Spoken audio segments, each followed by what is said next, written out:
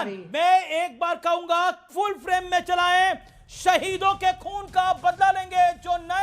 जो मुजतबा खेमनेई जो ईरान के नए सुप्रीम लीडर हैं, उनका बयान हॉर्मुज़ स्ट्रेट बंद रहेगा और बंद ही रहना चाहिए, क्योंकि हमारे बच्चों को मारा गया है, हमारे नेता को मारा गया है। ईरानी बच्चों की मौत का बदला लेंगे। यह लड़ाई अब और भीषण होने जा रही है, क्योंकि हॉर्मुज़ स्ट्रेट बंद करने की बात अब ईरान ने ऑफिशियली कह दी है कि हम उसे नहीं खुलने देंगे। हालांकि भारतीय शिपों की मूवमेंट की कुछ खबरें आ रही हैं और बाकी कुछ देशों की शिपों की मूवमेंट की कुछ खबरें आ रही हैं, लेकिन यह बड़ी डेवलपमेंट है, यह बहुत बड़ी डेवलपमेंट है और यह सीधा सीधा एक बड़ा मैसेज है, यह बहुत बड़ा मैसेज है अपने तरीके से। This is a very big international story right now. पहली बार एड्रेस किया अपनी जनता को और खुल के बोले हैं बदला ही होगा, शहादतों का बदला लिया जाएगा। बहुत बड़ा स्टेटमेंट है। स्टेट ऑफ हॉर्मुज़ स्टेट को बंद करने की बात कही है और मिडिल ईस्ट कंट्रीज में खतरा बरकरार रहेगा, यानी वहां पर भी अटैक्स होते रहेंगे। हमने दुबई एयरपोर्ट पे, मरीना बिल्डिंग पे अटैक होता हुआ देखा, बहरेन, कतर, दोहा, यहां अटैक होता हुआ देखा। सऊदी भी सुरक्षित नहीं है, यानी मिडिल ईस्ट खाड़ी देशों के लिए संकट अब और बढ़ेगा। यहां से दुनिया में तेल का संकट और बढ़ सकता है, लेकिन भारत की स्थिति काफी मजबूत है। लगभग 70-75 दिनों का तेल हमारे पास है, हमारी को ऐसी कोई दिक्कत नहीं है। मैं फिर बोलूं, हमें इंडियंस को पैनिक मोड में आने की जरूरत नहीं है। Modi has managed well, okay. और जहां तक एलपीजी की बात है, उसकी कहीं और से सप्लाई लगातार भारत की सरकार कोशिश कर रही है हो जाए, और पीएनजी की कोई समस्या नहीं है। आरजू Kazmi, how you read this statement? Aarzoo Kazmi, being a veteran journalist, how do you read it?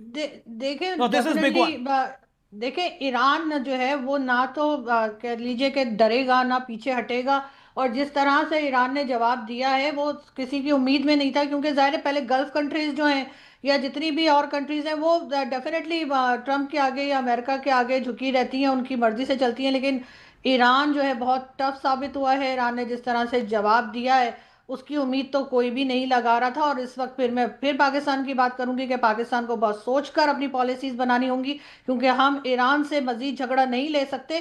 पहले ही हम अफगानिस्तान के साथ इस वक्त अभी तो आपके प्रधानमंत्री सऊदी गए हुए हैं, अर्जेंट दौरे पे सऊदी चले गए हैं, खबर हमारे पास ये है। क्या करने गए हैं? देखिए वहां पे कहा यही जा रहा है कि इसी बारे में बात करने गए हैं, गल्फ कंट्रीज के बारे में बात करने गए हैं, और जो ईरान से अटैक्स चल रहे हैं उस पर बात करने गए, क्योंकि डिफेंस पैक्ट के कर बैठे हैं। You are a veteran journalist, you are a senior journalist, आपको भी लगता है कि पाकिस्तान के निपटाने से निपट जाएगा? मतलब वो आपके प्रधानमंत्री साहब अपनी चीजें निपटा लें तो बेहतर होगा। शहबाज शरीफ, देखिए सऊदी अरेबिया ने अगर डिफेंस पैक्ट किया तो वो बुला के पूछेंगे तो सही ना इनसे कि हमारे ऊपर अटैक्स हो रहे हैं, तब आपने क्या करना है? आपने अपने ट्रूप्स भेजने हैं, आपने ईरान से बातचीत करनी है, कुछ लेने गए होंगे शहबाज शरीफ। नहीं सर, मुझे नहीं लगता इस वक्त कुछ लेने गए हो। वो एक अलग सिलसिला चला करता है, उसके लिए इनको जाने की जरूरत नहीं पड़ती है। हाँ, वो तो फोन पे भी मिल सकता है। लेकिन बाकी सारी बात यह है कि जाहिर है डिफेंस पैक्ट किया तो वो कुछ तो पूछेंगे कि भाई आप कब आ रहे हैं, आप ईरान को कैसे रोकेंगे। और ईरान को रोकना कोई मजाक नहीं है, ये ऐसा नहीं हो सकता। जिस वक्त डिफेंस पैक्ट किया था उस वक्त ईरान अपने इंडियन गेस्ट से माफी चाह रहा हूं, मैं थोड़ा मतलब हमारे इंडियन गेस्ट भी जानना चाह रहे हैं, आप सबको कैसे खुश रख पाएंगे? ऐसा कैसे सबको हम खुश रख पाएंगे? पाकिस्तान खुश रख पाएगा, अमेरिका को भी पाकिस्तान खुश रख पाएगा, सऊदी को भी पाकिस्तान खुश रख पाएगा, रशिया को भी पाकिस्तान, सबको खुश कैसे रख पाएगा? ईरान को भी कैसे खुश रख पाएगा? सर ये अभी तक जो चीज़ें सुनने में आई हैं या देखा गया वो ये कि ईरान से रिक्वेस्ट की गई है कि वो सऊदीया पर अटैक ना करे, और जाहिर है उसमें पाकिस्तान की, क्योंकि अभी ईरान के साथ बातचीत है तो इन्होंने रिक्वेस्ट तो कर दी है, लेकिन ईरान मानेगा या नहीं ये और बात है। पर लेकिन ये भी जाहिर है कि बहुत मुश्किल काम है। पूरा यूरोप कह रहा है वो नहीं मान रहा, ईरान ट्रंप कह रहा है नहीं मान रहा, शहबाज शरीफ की बात मानेगा? शहबाज शरीफ की उनके अपने मंत्री नहीं मान रहे बात। सर सिर्फ सऊदीया के लिए पाकिस्तान रिक्वेस्ट कर रहा है, बाकी कंट्रीज के लिए नहीं। लेकिन अभी तो जाहिर है कि ईरान को रोका जाएगा सर, यूएन में भी बात चल रही है और जगह पर। लेकिन आरजू आप चाह रहे हैं, आपके प्रधानमंत्री चाह रहे हैं कुवैत पे अटैक होता रहे, बहरीन पे अटैक होता रहे, ये भी सब इस्लामिक मुल्क में, सऊदी बच जाए, क्योंकि मैं जानता हूं उससे जकात जिसे कहते हैं, फंडिंग जिसे कहते हैं, पैसा जिसे कहते हैं, मिलता है। नहीं सर, डिफेंस पैक्ट हमने सिर्फ सऊदीया के साथ किया हुआ है। अगर बहरीन, ओमान, कतर, कुवैत से किया होता तो शायद उनके लिए भी काम कर रहे होते, लेकिन इस वक्त अब सिर्फ देखिए, सऊदीया के साथ कर रखा 10 है। दिन हो गए, 9-10 दिन हो गए सऊदी को ईरान मार रहा है। क्या कर लिया पाकिस्तान ने? पाकिस्तान तो मतलब क्या कर लिया पाकिस्तान के प्रधानमंत्री ने, हम सब जानते हैं ना। सर उन्होंने यही किया है कि अभी तक उन्होंने ईरान को सिर्फ रिक्वेस्ट की है कि वो सऊदीया पे अटैक ना करे। साथ ही साथ सऊदीया ने भी ये कहा है कि जी उनकी एयर स्पेस और बाकी चीज़ें जो है वो ईरान पे अटैक करने के लिए इस्तेमाल नहीं होंगी। तो जहां तक अपने आप को बचाने की कोशिश कर रहा है पाकिस्तान, तो देखते हैं कहाँ तक कामयाब होते हैं। लेकिन ये ज़रूर है कि बाकी कंट्रीज भी इस वॉर को रोकने जी की जी कोशिश करेंगे जी और जी ट्रंप भी जी। भागने की कोशिश कर रहे हैं। एंड आपकी एक लाइन के अंदर आप इंडिया को कैसे देखती हैं? इंडिया को कैसा देखती हैं एज पे यू? सर इस वॉर को लेकर मेरा ख्याल है कि नहीं नहीं, इस मैं वक्त ओवरऑल इंडिया की बात कर रहा हूं, कैसे देखती हैं? Do you think India is in strong position right now? हाँ सर, जाहिर है कि आपकी इकोनॉमी स्ट्रांग है, आपकी गवर्नमेंट इस वक्त ठीक ठाक चल रही है, तो आप लोग इस वक्त स्ट्रांग पोजीशन में हैं। और जैसा कि मोदी जी जो हैं वो इसराइल से भी बात कर रहे हैं, ईरान के साथ भी आपके टर्म्स हैं। तो इस लिहाज से तो आप एक स्ट्रांग कंट्री के तौर पे सामने आए हैं, और मेरे ख्याल है एक पॉजिटिव रोल जो है वो डेफिनेटली भारत जो है वो अपना प्ले कर सकता है। ओके ओके ओके, एक बड़ा मैसेज आपने इंडियन ऑपोजिशन के लिए भी दिया कि इंडिया की ऑपोजिशन तो खुल के सब कुछ बोल पाती है, और इंडिया एक बिल्कुल। स्ट्रांग पोजीशन में खड़ा हुआ है। मोदी जी की स्ट्रांग लीडरशिप है। This is a Pakistani journalist which feels that Faraz Kidwai. Do you think in this time, जो देश में इस समय संकट है, अगर हम कह सकते हैं एनर्जी सेक्टर में वर्ल्ड वाइड संकट है, उसके थोड़े काले बादल भारत पे भी है, उस समय आपको देश के साथ खड़ा होना चाहिए, और आप मोदी के खिलाफ हैं और उसके चक्कर चलते देश पे भी इसका असर आता है और आप लोग नेगेटिवली दिखते हैं। फराज किदवई। देखिए अमीश जी, आज बहुत बहुत शुक्रिया कि पाकिस्तान से हमको हमारी डेमोक्रेसी पर एक सर्टिफिकेट मिल गया, और पाकिस्तान से हमको यह भी पता चला कि हमारे मोदी जी कितना लोकप्रिय हैं। देखिए अमीश जी, आरजू एक वुमन है और इनकी पूरी रिस्पेक्ट है, और जैसा कि आपके चैनल पे दिखा रहे हैं मैन कि ये होती तो पाकिस्तान रिस्पेक्ट से नहीं लाइव करते है। आप। तो आज पाकिस्तान के मेन का रिस्पेक्ट नहीं है, पाकिस्तान सुनिए की तो वुमेन का मैं- रिस्पेक्ट है। नहीं, पाकिस्तान की मैं कोई रिस्पेक्ट नहीं करता हूं, आरजू की रिस्पेक्ट कर सकता हूं क्योंकि ये वुमन है। आपको जोक चलाना हो चलाइए, उसमें कोई प्रॉब्लम नहीं। नहीं नहीं, आप बोलिए। पाकिस्तान की किसी तरह से कोई रिस्पेक्ट नहीं। जी जी। अब आपने मुझे परेशानी में ये डाल दिया कि क्योंकि आरजू जो हैं वो पाकिस्तान से लाइव हैं, और क्योंकि आरजू एक महिला हैं, तो मैं आरजू आपके बारे में नहीं बात कर रहा हूं, लेकिन पाकिस्तान के किसी कौवे के सामने भी मैं अपने आदरणीय प्रधानमंत्री जी के खिलाफ कोई बात नहीं कर सकता हूं, इसलिए मैं चुप बैठा हूं। आप बाकी पैनलिस्ट के पास चले जाइए। जी, लेकिन एक आपने एक, मैं ऑपोजिशन की मैं बात कर रहा हूं, क्या आपको लगता नहीं है कि ऑपोजिशन का रोल कंस्ट्रक्टिव होना चाहिए? इस पे तो आप आंसर कर सकते हैं फराज 30 सेकंड में। Then I will go to Rohit and Pradeep Amir ji, Bhandari. मैं कैसे आंसर करूं? अमीर जी, ये पाकिस्तान में भी सेकेंड। देखा जा रहा होगा। एक अमीर जी, ये पाकिस्तान में भी देखा जा रहा होगा। ओके, तो मैं अपने आदरणीय प्रधानमंत्री जी के बारे में, अपनी पार्लियामेंट के बारे में, अपने देश के बारे में मैं कैसे बोलूं? आप बताइए। ऐसा क्या है? मेरी मजबूरी आप समझिए। ऐसा क्या है अमित जो जी। पाकिस्तान से आरजू देख पा रही है? सफल कूटनीति, सफल अर्थनीति, सफल प्रधानमंत्री, जो आप इतनी पास से नहीं देख पा रहे लखनऊ से, वो रावलपिंडी से देख पा रही हैं। एक सेकेंड। उनको मुबारक। Amit ji. Okay, Arzu wants to make a point. Arzu wants to make a point. Amit ji, मैं बस Okay. एक Okay, Arzu, make your point, then I'll go to Pradeep देखिए, Bhandari. मैं सिर्फ ये Okay. कहना चाह रही हूँ कि आई रिस्पेक्ट आपके जितने पैनलिस्ट हैं, मैं सबकी रिस्पेक्ट करती हूँ। मुझे से कोई फर्क नहीं पड़ता कि इंडिया से है कि पाकिस्तान से। मैं यहाँ से चली जाती हूँ ताकि आप लोग आराम से बात कर सके। मेरी वजह से प्लीज आप लोग अपना शो को जो है प्रॉब्लम में ना डालें। नहीं, मैं जा रही हूँ। नहीं, thank you so much. नहीं, थैंक यू सो मच। मैं Thank चाहती you हूँ so much. आप लोग It's a बात करें। pleasure. It's a pleasure having you, Arzu Kazmi. Thank you so much. Thank you. Thank आप you. हमारे साथ जुड़े, आपने अपनी बात को रखा। ओके, अब मैं रुक करता हूं सोमनाथ भारती का। सोमनाथ भारती, आपने सुना पाकिस्तान से थी आरजू काजमी, उन्होंने क्या बात रखी? क्या आपको लगता है कि पैनिक ऑपोजिशन के लिए एक टॉनिक है? That's the point. Amit ji, आज आपने बड़ा अच्छा एक्सपेरिमेंट किया है, क्योंकि मुझे याद है जब बचपन में छोटे छोटे हुआ करते थे ना, जब कुछ बड़ी बात किया करते थे तो मेरे फादर क्या करते थे, जो गरीब तबका था वहाँ ले जाते थे कि चलो भाई वहाँ ले चलते हैं। तो उनको देख कर लगता था हम उनसे बेहतर है। तो आज पाकिस्तान से एक नागरिक महिला को ले आए आप, और आप चाह रहे हैं कि भाई उनसे हम अच्छी अच्छी बातें कहलवा लें प्रधानमंत्री मोदी जी के लिए। और आपकी बेंचमार्किंग जो है मैं देख पाता हूँ, मोदी जी के जमाने बेंचमार्किंग पाकिस्तान हो गई है। बेंचमार्किंग चाइना बनाइए ना, यूएस बनाइए, रशिया बनाइए, तब तो बढ़ेगा देश। लेकिन आज पाकिस्तान एक नागरिक से मोदी जी के बारे में अच्छा अच्छा बुलवा करके देश को करेंगे नहीं, हम तो बड़ा अच्छा है। भाई साहब ऐसा है, पाकिस्तान फंडामेंटली स्टेट है। वो तो मैं आपको पहले चले गई मोहतरमा, तो दो सवाल पूछता। इस प्रकार से पाकिस्तान फंडामेंटली स्टेट बन गया और बर्बाद हो गया। मतलब एक ही वक्त दोनों देश आजाद हुए, लेकिन चूंकि फंडामेंटलिस्ट बना तो आज उसके पास यहां आप गलत बोल गए। देने को तैयार एक ही वक्त दोनों देश आजाद नहीं हुए। भारत तो आदि काल से है। पाकिस्तान 1947 में बना, भारत नहीं बना 1947 में। अरे मैं बात कर रहा हूं, भारत को अंग्रेजों से आजादी मिल सकती है 1947 में। भारत आदि काल से है। भारत भगवान राम के समय से है, भारत कृष्ण के समय से है, भारत ब्रह्मा विष्णु महेश के समय से है, भारत आदिकाल से है। भारत की आजादी का 1947, भारत की आजादी का लेना देना है, भारत का 1947 से कोई लेना देना नहीं है। मैं तो कह रहा हूं, आज तो आपने कंगना को बात कर दिया। भाई कंगना ने कहा 2014 में हम आजाद हुए, आप कह रहे हम कभी गुलाम ही नहीं हुए ना। मैंने बोला 1947 में भारत को अंग्रेजों से आजादी मिली, लेकिन भारत का जन्म आदिकाल से है। पाकिस्तान का जन्म 1947 में जरूर हुआ, धर्म के आधार पर। अरे तब पाकिस्तान हमारा हिस्सा हुआ करता था, बांग्लादेश हमारा हिस्सा हुआ करता था जी। देखो पुराने ख्यालों में रख करके ना आप सच्चाई को झुठला नहीं सकते। बिल्कुल नहीं झुठला सकते, लेकिन जब तक जड़ें ना पता हो, इमारत भी मजबूत नहीं बन सकती। बिल्कुल ठीक कह रहे हैं, आपसे बिल्कुल एकदम सहमत हूं।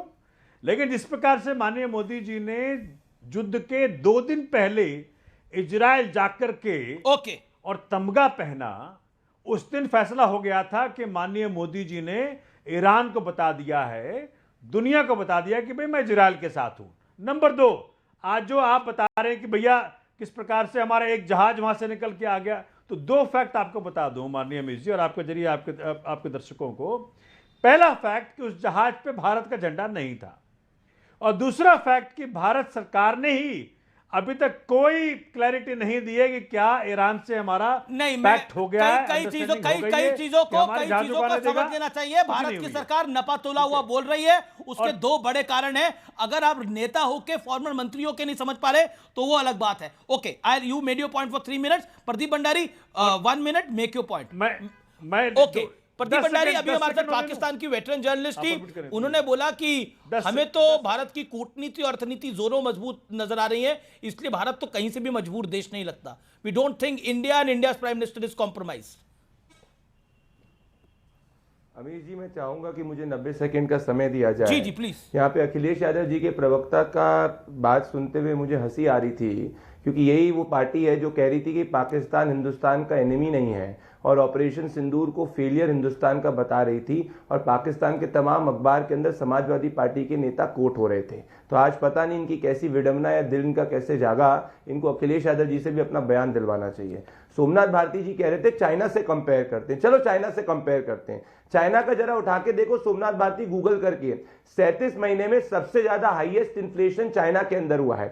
चाइना ने अभी ये जब से ग्लोबल एनर्जी क्राइसिस हुआ है, पेट्रोल और डीजल दोनों के दाम जो है रिकॉर्ड स्तर पे 4 साल में सबसे ज्यादा बढ़ा दिए हैं। अब हिंदुस्तान के अंदर जरा डीजल के दाम सुनो। 2022 के अंदर पेट्रोल के दाम थे 96.72, 2026 में भी पेट्रोल के दाम 94.77, डीजल के दाम थे 2022 के अंदर 89.62, अभी डीजल के दाम है 87.67। हिंदुस्तान इकलौता ऐसा मुल्क है पूरी दुनिया के अंदर, अमीश जी, जो एक ग्लोबल एनर्जी क्राइसिस के अंदर domestic LPG supply house holds तक 100% पहुंचा रहा है, पेट्रोल और डीजल के रेट्स मेंटेन किया हुआ है। साथ में ये मैं ही नहीं कह रहा हूं, कांग्रेस पार्टी के परगत सिंह जो पूर्व मंत्री हैं, उनका आज का बयान क्या है? वो कह रहे हैं कि पैनिक क्रिएट करने की जरूरत नहीं है। तो ये राहुल गांधी को समझना चाहिए, जिनको पार्लियामेंट में इस पे बोलने का मौका दिया तो एप्स्टीन पे बोल रहे, तीसरे मुद्दे पे बोल रहे, चौथे मुद्दे पे नहीं बोल रहे। इनकी मकसद ये इस बात से अचंभित है कि भारत के अंदर त्राही त्राही क्यों नहीं हो रही, भारत एकजुट कैसे है, मोदी जी के साथ में, सरकार के साथ में कंधे से कंधा मिलाकर कैसे खड़ा है, सड़कों के ऊपर लोग त्राही त्राही क्यों नहीं मचा रहे, इनकी राजनीतिक रोटी क्यों नहीं सिक रही? क्योंकि कांग्रेस शासन काल में तो 8 बजे के बाद ये पेट्रोल पंप हम बंद करने की बात कर रहे थे। 2010 के अंदर तो एलपीजी की इतनी किल्लत थी कि डोमेस्टिक एलपीजी के प्राइसेस उन्होंने बढ़ा दिए थे। ये क्या बात करेंगे? मेरा इनसे हाथ जोड़कर निवेदन है, कोरोना काल के अंदर भी देश के खिलाफ बोले थे, कह रहे थे कि मेड इन इंडिया वैक्सीन मत लो, इस वक्त के एनर्जी क्राइसिस में देश का साथ दो, राजनीति बाद में होती रहेगी। फराज किद भाई In 10 seconds, rebutting. हाँ देखिए अमीर जी, होता क्या है कि प्रदीप भंडारी जी जिस पार्टी में हैं और उनके जो नेता हैं, मैं ये नहीं कहना चाहता था, लेकिन अब प्रदीप भंडारी जी मुझे उस स्तर पर लिए आ रहे हैं। मैं तो फिर से बोलता हूं, आपके शो पे शायद मैंने नहीं बोला था कि मुझे गर्व है अपने आदरणीय प्रधानमंत्री जी के ऊपर कि जब तक उनके हाथ में इस देश की कमान है, इस देश के लोगों को कोई समस्या नहीं आ सकती। अगर गैस का सिलेंडर नहीं मिलेगा तो हम नाली में पाइप डाल करके गैस निकाल लेंगे। इतना बड़ा विजन है हमारे प्रधानमंत्री जी का कि उन्होंने तो एक सिंपल सॉल्यूशन दे दिया था। फराज किद भाई, आप समस्या पे बात करिए ना, आप बार बार नाली की गैस पे अटके पड़े हैं। बायोगैस के कॉन्सेप्ट के खिलाफ हैं क्या आप लोग? पॉइंट मेरा ये है, नहीं मैं आपको मौका दे रहा हूं, मैं पूछ रहा हूं कि आपको अफवाह फैलाकर क्या मिल जाएगा? आपको पैनिक में डालकर, क्योंकि आप लोगों ने कोविड के टाइम पे पैनिक में डाला देश के अंदर, आपने पैनिक फैलाने की कोशिश करी ना कि ये बीजेपी की वैक्सीन है, ये वैक्सीन को ना लगाए, और आप लगवा के बैठे हुए हैं इस वैक्सीन। अरे सुनिए, ये पैनिक कौन फैला रहा है कि उत्तर प्रदेश के सबसे बड़े अस्पताल जिसका नाम किंग जॉर्ज मेडिकल कॉलेज है, वहां पे 4 रोटियों की जगह 2 रोटियां दी जा रही हैं। ये पैनिक कौन फैला रहा है? वो पैनिक किसने फैलाया था जब कोविड काल में इस देश के लोग बिना ऑक्सीजन के मर रहे थे, पूरे देश में त्राही फैली हुई थी, तब भी क्या हम पैनिक फैला रहे थे? जब कोविड काल आएगा तो ऑक्सीजन सिलेंडर की कमी होगी, और जब ये ईरान और यूएस और इजराइल की वॉर होगी तो हमको एलपीजी और एलएनजी की किल्लत होने लगेगी। मैं तो बोल नहीं रहा हूं, पूरे वर्ल्ड में दिक्कत है सर, पूरी दुनिया में समस्या है, पूरी दुनिया में बारिश हो रही है, आपके सिर्फ काले बादल हैं, आप काले बादल से परेशान हो रहे हैं। आपको ये वक्त है देश के साथ खड़े होने का, यहाँ देश में कुठाराघात करने का। Okay Pradeep Bhandari, make your point. Okay, made your point. Pradeep Bhandari stun, okay Pradeep Bhandari stun, then I will go to Rohit. Amish ji, मैं एक सीधी बात करना चाहता हूं, इस देश के अंदर कितने करोड़ एलपीजी कनेक्शन है? 90% से ज्यादा एलपीजी कवरेज है। क्या डोमेस्टिक हाउस होल्ड जो हमारे परिवार है, किसी के घर पे भी एलपीजी कनेक्शन जो है वो वीक हुआ है? क्या पहले 2.5 दिन के अंदर एलपीजी बुक होती थी, अभी भी 2.5 दिन के अंदर एलपीजी मिल जाती है? दिक्कत क्या है इनको? दिक्कत यह है कि लोग सड़क पर निकल के त्राही नहीं मचा रहे, इनकी समस्या ये है। लेकिन प्रदीप इस बात से तो एग्री करना पड़ेगा ना, लोग सड़क पर हैं, लाइनें लंबी लगती हुई हम देख रहे हैं। Mister Bhandari, okay, BJP spokesperson mister Bhandari answer. Pradeep ji, या तो सवाल सुन लें आप, खड़े रहो, कुछ कंस्ट्रक्टिव बात करनी तो करो, झूठ मत फैलाओ। प्रदीप, आपको मेरी आवाज मिल रही है? अमीश बोल रहा हूं मैं, आपको मेरी आवाज मिल रही है? जी अमीश जी, मिल रही है। जी, मेरा सवाल यह है कि आप कह रहे हैं कि कंस्ट्रक्टिव होना चाहिए ऑपोजिशन को, वैलिड पॉइंट, कंस्ट्रक्टिव होना चाहिए, but my straight question to you tonight is कि समस्या है, लाइनें लग रही हैं, एक पैनिक की सिचुएशन क्रिएट करी जा रही है। क्या आपको लगता नहीं है कि समस्या तो है? अगर समस्या को एक्सेप्ट भी नहीं करेंगे तो सरकार इतने एक्शन मोड पे क्यों है? क्यों प्रधानमंत्री जी बोल रहे हैं कि पैनिक फैलाने की कोशिश हो रही है? As a spokesperson, what you have to say on this? समस्या तो है, लाइनें तो लग रही हैं। अमीश भाई, शादियों का सीजन चल रहा है, गैस सिलेंडर की दिक्कत आ रही है लोगों को, मैं लोगों के बेहाफ पे बोल रहा हूं ये बात।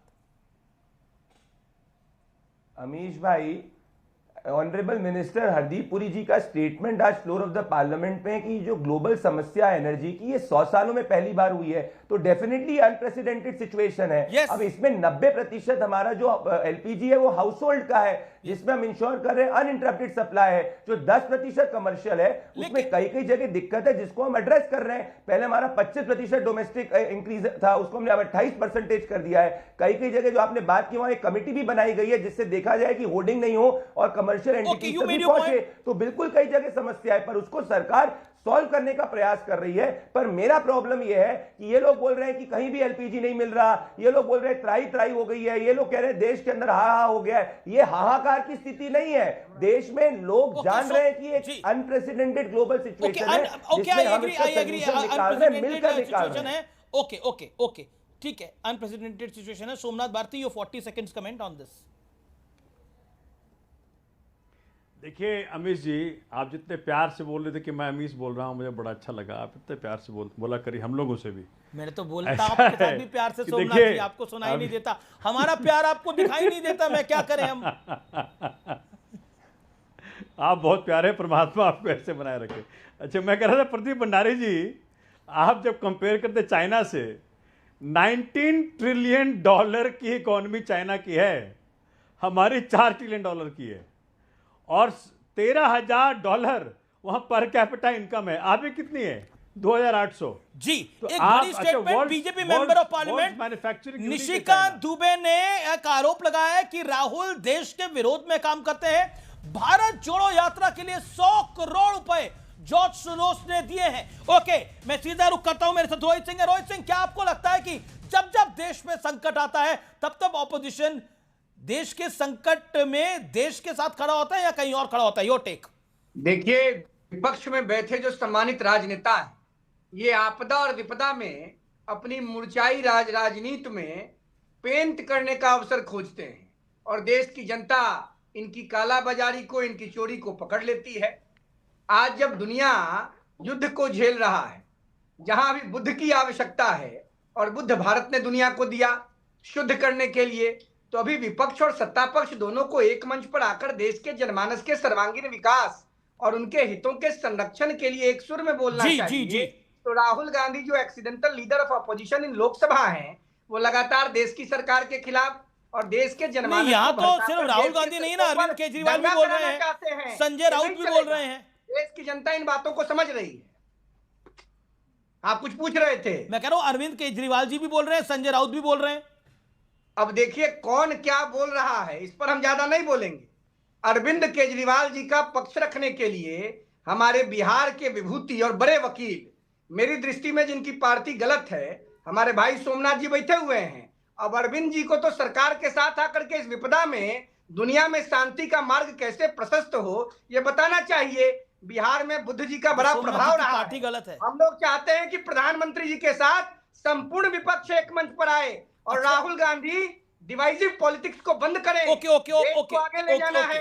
देश में धर्म युद्ध, जाति युद्ध और अर्थ युद्ध कराने का जो फैसला राहुल गांधी ने लिया है, इसको बंद करें। सोमनाथ भारती, पंजाब में आपकी सरकार है, आपकी सरकार है, और हरसिमरत कौर बादल, फॉर्मर मिनिस्टर, सांसद एसएडी शिरोमणि अकाली दल की, वो कहती हैं हाहाकार मचा हुआ है। एलपीजी का सिलेंडर 1200 वाला 2000 रुपए में मिला है, मैंने खुद मंगवाया है। अब मेंबर ऑफ पार्लियामेंट इस तरह की बात बोलेंगे तो क्या मैसेज जाएगा जनता जनार्दन के बीच में? मेरे व्यूअर्स को क्या मैसेज जाएगा? आपकी सरकार में भी कालाबाजारी हो रही है। अमीश जी, अब ये हरसिमरत कौर बादल बोल रही है, पंजाब में आपकी सरकार है। मैं बता रहा हूं आपको। देखिए, माननीय अपने योगी जी यूपी के मुख्यमंत्री हैं। हमने वहां गोरखपुर की वीडियो देखी है, वहां लोगों में मारपीट हो रही है, पूरे देश में तबाही। अमीश जी, बहुत सीरियस मैटर है। सिर्फ क्वेश्चन ये उठ रहा है कि दिल्ली में बैठे लोग, जो भारत के कोने कोने में क्या हो रहा है, बहुत मुश्किल समय चल रहा है, लेकिन सरकार सच बोल नहीं रही है। हमारे रोहित भाई बोल रहे थे कि भाई केजरीवाल जी को बताना चाहिए कैसे होगा। अरे मोदी जी किसकी सुनते हैं? केजरीवाल जी ने बड़ी लंबी लकीर खींची और कहा उन्होंने कि अगर मोदी जी को लगता है कि ट्रंप के पास उनका पर्सनल कुछ है उनके खिलाफ, तो छोड़ देना चाहिए प्रधानमंत्री का पद। देश महत्वपूर्ण है, प्रधानमंत्री का पोस्ट महत्वपूर्ण नहीं है। और अगर मोदी जी देशभक्त हैं, क्योंकि सबको समझ में आ रहा है कि भाई चुप क्यों है, आप कह रहे हैं, क्यों अरविंद केजरीवाल एडवाइस कह रहे हैं प्रधानमंत्री को पीएम की पोस्ट छोड़ देनी चाहिए, जो खुद तिहाड़ में बंद थे और सीएम की पोस्ट उन्होंने नहीं छोड़ी, और आपको कह रहे हैं कि उनको पीएम की पोस्ट। माननीय अमित जी, आपने देखा जिस प्रकार से सीबीआई और ईडी का मिसयूज किया, 500 पेज के जजमेंट में जज ने साफ लिख दिया। वाकई okay, Pradeep Bhandari Pradeep Bhandari 40 second CM को 6 महीने जेल में बंद किया 40 सेकंड एक ऐसे फेक केस में। प्रदीप भंडारी, इतिहास याद रखेगा इसको। अमीश भाई, मैं कहता हूं कि बिल्कुल सोमनाथ भारती जी सही कह रहे हैं कि केजरीवाल जी ने लंबी लकीर खींची, पर उसमें कॉमा लगाते हैं। भ्रष्टाचार की लंबी लकीर खींची। पहला ऐसा मुख्यमंत्री जो तिहाड़ के अंदर तिहाड़ी के रूप में अपने पद को नहीं छोड़ा, वो केजरीवाल जी हैं। पर मैं बड़ी बात कहूंगा, मैं अमीश भाई वापस से आना चाहता हूं मुद्दे पे। 3,33,000 ओवरऑल रेस्टोरेंट्स है देश के अंदर, इसमें से 5 to 10% पे दिक्कत है, जिसके ऊपर कमिटी बनाई गई है। 90% गैस जो है हाउस होल्ड तक जाती है। आज ये क्यों नहीं स्वीकार रहे कि मेरे घर पे, आपके घर पे, गरीब के घर पे अनइंटरप्टेड गैस सप्लाई हो रहा है, जो अमेरिका में भी नहीं हो रहा, जो इनके फेवरेट मुल्क चीन में भी नहीं हो रहा है। ओके, फराज किदवई। हाँ अमीर जी दो चीजें हैं। पहली बात तो मैं प्रदीप भंडारी जी को बता दूं कि national restaurant association of India की तरफ से ऑलरेडी ये बताया जा चुका है कि गैस की किल्लत की वजह से अगले 2-3 दिन में 60% रेस्टोरेंट बंद हो जाएंगे। तो प्लीज अफवाह ना फैलाइए, जैसा भी आप अफवाह बोल रहे थे। झूठ है। दूसरा झूठ है, आप झूठ बोल रहे हैं फराज किदवई। सुनिए, अरे सुनिए, मैं पूरा स्टेटमेंट कैसे प्रदीप भंडारी एक्सप्लेन कैसे झूठ है? फराज किदवई झूठ बोल रहे हैं, कैसे बोल रहे हैं? Explain it, 10 seconds. हाँ प्रदीप भंडारी, ये न्यूज़ 18 की अमीश भाई, national restaurant association of India का ये ऑन रिकॉर्ड स्टेटमेंट है कि सरकार पूरी की पूरी सिचुएशन को एड्रेस कर रही है और सिचुएशन बेहतर होती जा रही है। मैं वर्बैटम कोट कर दूंगा 10 सेकंड के अंदर। ठीक है, मेरे पास स्टेटमेंट है, होगा, बताइए इनको। ठीक है, वर्बैटम को कोट करिए, स्टेटमेंट को कोट करिए। ये जो स्टेटमेंट दिखा रहे हैं फराज किदवई, आप फर्जी स्टेटमेंट दिखा रहे हैं, पैनिक क्रिएट करने के लिए स्टेटमेंट दिखा रहे हैं। पैनिक से आपको फायदा मिलता है, जैसे कोविड में आपने मिलने की कोशिश करी लेकिन अल्टीमेटली नहीं मिला। Panic is your resolution? नहीं, पैनिक तो हमेशा भारतीय जनता पार्टी के लोग फैलाते हैं, बीच में बोलने नहीं देंगे। मैं ये बोल रहा हूं अभी आपने पंजाब की सांसद की बात की, न्यूज़ 18 की खबर मैं दिखा रहा हूं आपको। आपका ट्वीट है अमीश जी न्यूज़ 18 का कि दिल्ली में गैस का संकट गहराया, 5,000 रुपए ब्लैक में सिलेंडर, 12 रेस्टोरेंट पर ताला।